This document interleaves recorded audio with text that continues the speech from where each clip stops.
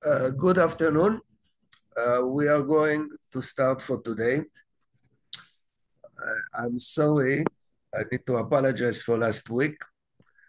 Uh, there was a problem with the program, uh, so I moved to this one. Hopefully, it will be more stable. Uh, I would like to remind you. Let's go a little bit back. That I showed you that the verb to answer, because we see that there are times that the text will say, he said, and he said, and but not every time the text tells us, uses the verb to answer. And I showed you that in many places, the verb to answer comes to tell the reader or the listener um, that the person is resisting. So let's go to another point in the text that that will go along with what we talked about earlier. It's a funny question. If God has ears, we find in the text literally, and you can see it on the screen, especially in the book Numbers, that the people were complaining to the ears of the Lord. But we understand, I mean, in reality, that the Almighty does not have like a body like we have. So how come the text is telling us that, and there are three times that the people were complaining in the ears of the Lord. And just to compare, you can see it on the bottom of the screen, that there is another time that they complained, but the text didn't say that they complained in the ears of the Lord.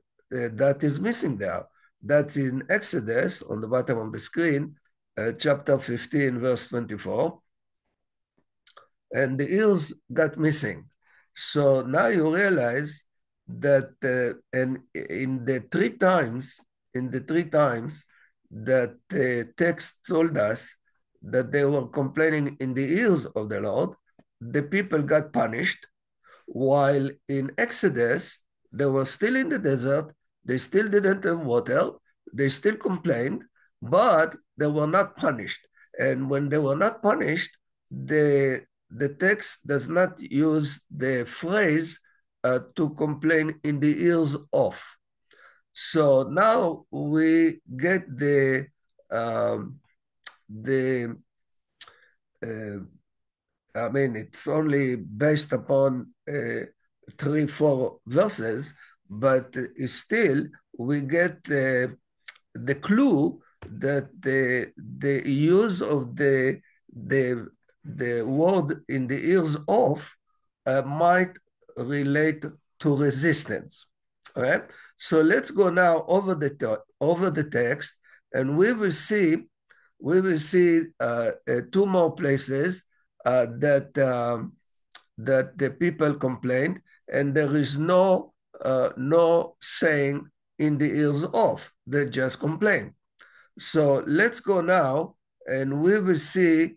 Let's see several places to illustrate it, and we can compare 2 different points to see it.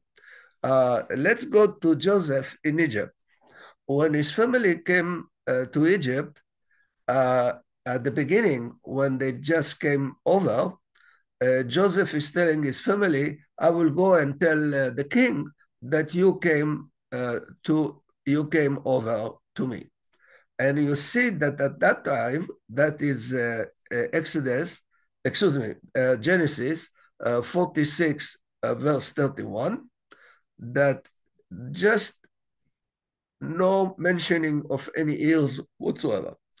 But then later, towards the end of the book of Genesis, that's the last chapter,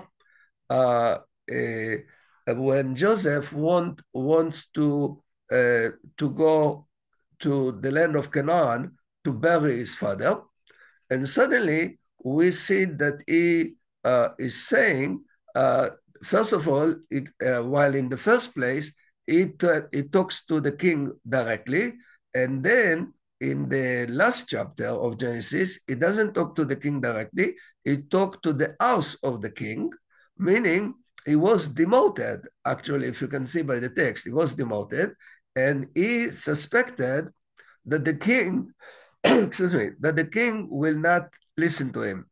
Therefore, we have the phrase returning in the ears of the king. So the ears of comes to tell us that the one who talks expects resistance from the listener. All right? And that will fit, like I started, that will fit the idea that the language of the text is a language of there is, we will see later, there is power and there is resistance. There is obeying and there is disobeying in the language. And the text wants us to know if the person is obeying or the person is resisting just by the language. So let's go now to another spot in Genesis. And this is when the Philistine king took Sarah, Abraham's wife, took her to his palace. And the Lord came to the king and told him, hey, you need to return this woman, because if you wouldn't, you will die. And the next morning, that you can see towards the end of towards the bottom of the screen, in Genesis 20, verse 8, that the king comes to his people and tell them what the Lord told him. And now you see that the text is using in the ears of. The reason is because he took the woman, but now he needs to tell all his people that because of his behavior, they are going to be punished. They will not accept it so easily. So therefore, you will see again the phrase, the ears off. Let's go to another spot. I just want to verify that the phrase in the ears off, literally, there is no ears in that sense, but it is an idiom. It is a way to transmit resistance. And you can see again in another spot in Genesis when Abraham wants to buy a burial plot for his dead wife. And you can see in the ears off. And now you realize that, and we know, in fact, later on, that they resisted him.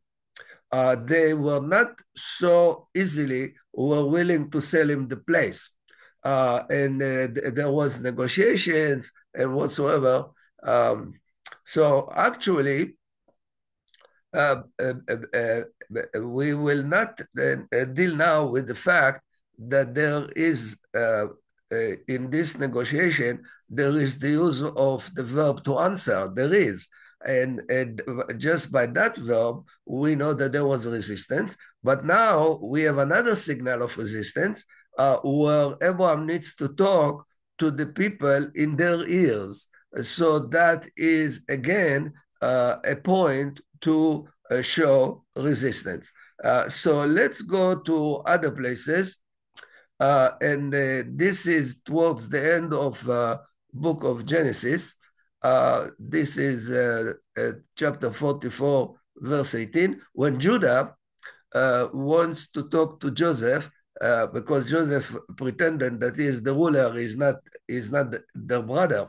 and he wanted to frame Benjamin in order for him to keep Benjamin with him. So Judah now needs to go and talk with the ruler, who is actually Joseph, and he starts his speech by saying, I would like to talk in the Lord's ears, meaning you realize just because the ears are in the picture, we know that that he expected resistance.